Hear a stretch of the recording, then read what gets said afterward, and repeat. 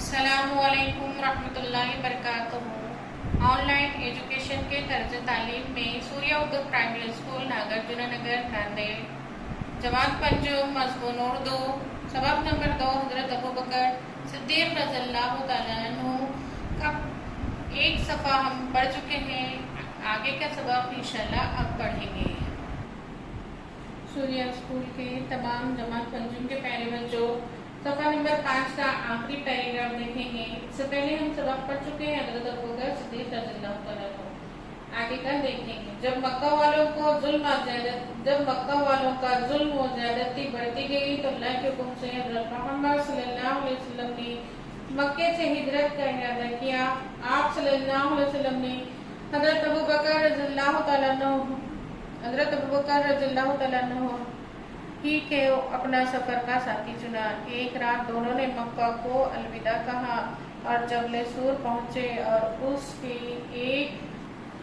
اس کے غار میں 3 راتوں تک ٹھہرے رہے۔ یہ غار سور کہلاتا ہے۔ اس دوران میں بھی حضرت ابوبکر صدیق نے ہر طرح سے حضور صلی اللہ علیہ وسلم کا خیال رکھا۔ مدینہ پہنچنے کے بعد حضرت ابوبکر صدیق رضی اللہ تعالیٰ عنہ ایک عام مہاجر کی زندگی بسر کرنے لگے۔ مدینے میں ایک مسجد تعمیر کرنی تھی جس کے لیے حضور صلی اللہ علیہ وسلم نے زمین کا ایک ٹکڑا پسند کیا۔ حضرت ابوبکر صدیق رضی اللہ تعالیٰ عنہ نے نہ صرف اس کی قیمت ادا کی بلکہ خود سرور عالم صلی اللہ علیہ وسلم کے ساتھ مسجد بنانے میں شریک رہے۔ ایک مرتبہ دشمنوں سے مقابلے کے لیے کثیر رقم کی ضرورت تھی۔ حضرت محمد صلی اللہ علیہ وسلم نے اپنے ساتھیوں سے مدد کرنے کے لیے کہا۔ اس نیک کام میں ہر ایک نے بڑھ چڑھ کر حصہ لیا۔ حضرت ابوبکر صدیق رضی اللہ تعالیٰ عنہ اپنے گھر کا سارا مال و اسباب اٹھا لے آئے اور حضور صلی اللہ علیہ وسلم کے خطبوں میں ڈال دیا۔ آپ صلی اللہ علیہ وسلم نے پوچھا، ابوبکر تم نے اپنے گھر والوں کے لیے کیا چھوڑا؟ انہوں نے جواب دیا، ان کے لیے اللہ اور اس کے رسول صلی اللہ علیہ وسلم کافی ہیں۔ یعنی ابوبکر صدیق رضی اللہ تعالیٰ عنہ نے گھر کا تمام سامان اللہ کے نبی پاک صلی اللہ علیہ وسلم کے خطوں میں لا کر ڈال دیا۔ آخر عمر میں حضرت محمد صلی اللہ علیہ وسلم بہت بیمار ہو گئے۔ نماز پڑھنے کے لیے مسجد میں آنے کی طاقت بھی نہ تھی۔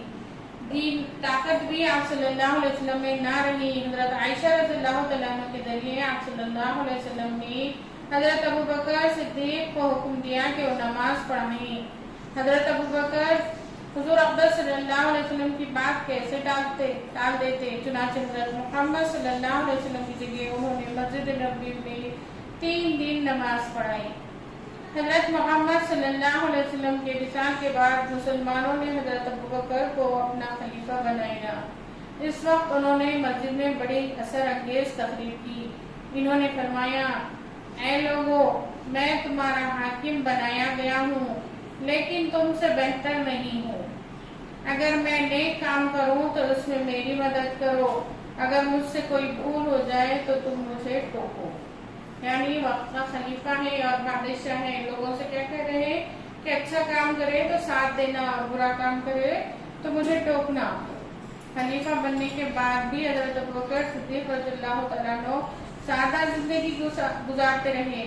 وہ موٹے جھوٹے کپڑے پہنتے اور معمولی کھانا کھاتے، غریبوں اور مسکینوں پر بے حد مہربان تھے۔ وہ محتاجوں کی ضرورت اس طرح پوری کرتے کہ دوسروں کو خبر تک نہ ہوتی۔ حضرت ابوبکر صدیق رضی اللہ تعالیٰ عنہ کی خلافت کی مدت 2 برس اور 3 مہینے تھی۔ اتنی مختصر مدت میں انہوں نے جس خوبی سے اپنی ذمہ داریوں کو پورا کیا، اس کی مثال ملنا مشکل ہے۔ حضرت ابوبکر صدیق رضی اللہ تعالیٰ عنہ کو کئی باتوں میں اولیت کا شرف حاصل ہے۔ مردوں میں سب سے پہلے انہوں نے اسلام قبول کیا، یہ یاد رکھنا ہے ان کو۔ مردوں میں سب سے پہلے اسلام حضرت ابوبکر نے قبول کیا۔ قرآن مجید کو سب سے پہلی کتاب شکل میں جمع کرایا، یعنی کتاب کی شکل میں بھی سب سے پہلے ابوبکر صدیق رضی اللہ تعالیٰ عنہ نے جمع کرایا۔ اسلامی ریاست میں بیت المال قائم کیا۔ حضرت محمد صلی اللہ علیہ وسلم نے انہیں صدیق کا لقب دیا۔ صدیق کا یعنی دوست کا لقب دیا۔ وہ پہلے شخص ہیں جن کو پیارے نبی صلی اللہ علیہ وسلم نے کسی لقب سے نوازا۔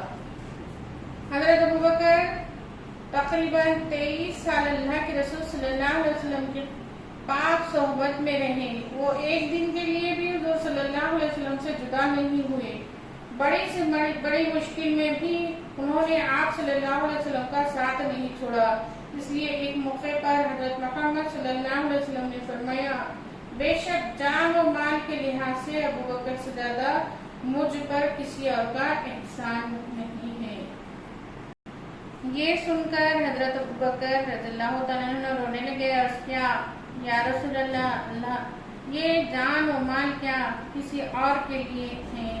ایک موقع پر حضور صلی اللہ علیہ وسلم نے فرمایا، ابوبکر، میں نے تمام لوگوں کے احسانات کا بدلہ چکا دیا ہے، لیکن تمہارے احسانوں کا بدلہ اللہ تعالیٰ دے گا۔ حضرت ابوبکر صدیق رضی اللہ تعالیٰ عنہ کا انتقال 634 ہجری میں ہوا۔ انہیں مسجد نبوی میں حضرت محمد صلی اللہ علیہ وسلم کے پہلو میں دفن کیا گیا۔ تو پیارے بچوں، ہم نے حضرت ابوبکر صدیق رضی اللہ تعالیٰ عنہ کے بارے میں دیکھا، ان کی خوبیوں کو دیکھا کہ وہ کس طرح آپ صلی اللہ علیہ وسلم کے ساتھ آپ صلی اللہ علیہ وسلم کی مدد کرتے تھے اور کس طرح ان کے ساتھ رہے۔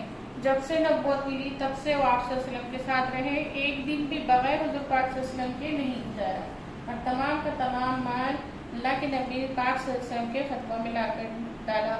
اور یہ غار کو بھی دیکھنا ہے جہاں پر آپ صلی اللہ علیہ وسلم اور حضرت ابوبکر صدیق رضی اللہ تعالیٰ عنہ 3 دن اور 3 رات تک رہے تھے۔ اس طریقے سے ہمارا یہ سبق ختم ہوا۔ پنجوں کے پہلے طلباء و طالبان سبق کو غور سے پڑھیں، توجہ کے ساتھ سنیں، اور انشاءاللہ اس کے سوال جواب آئندہ ویڈیو میں دیکھیں گے۔ ہمارے اسکول کا چینل ہے سوریہ اردو پرائمری اسکول، اس کو لائک، شیئر اور سبسکرائب کریں۔ اللہ حافظ۔